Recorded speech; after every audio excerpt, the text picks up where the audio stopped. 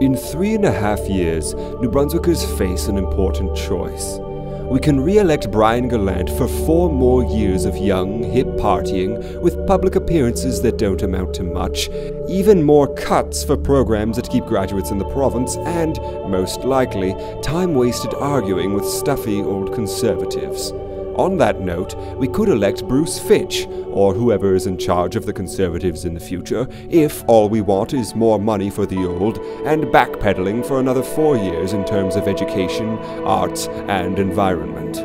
We could elect David Kuhn of the Green Party, who would undoubtedly increase funding for even more New Brunswick hippie festivals and legalize marijuana, making our population even more useless than before.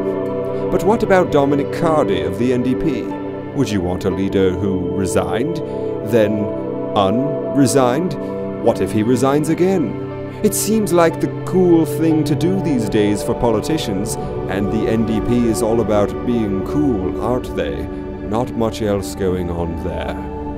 Of course, it would only be polite to mention the option of the People's Alliance of New Brunswick, but who are we kidding? Nothing needs to be said about them.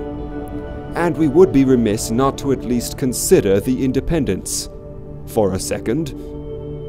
What if there was one more option? An option that has existed and stood by us since New Brunswick's joining of Canada back in 1867. This candidate has a proven track record of fair ruling for almost 60 uninterrupted years of prosperity.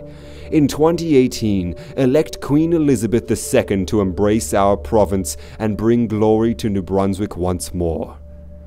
A message paid for by the Concerned British Immigrants of New Brunswick.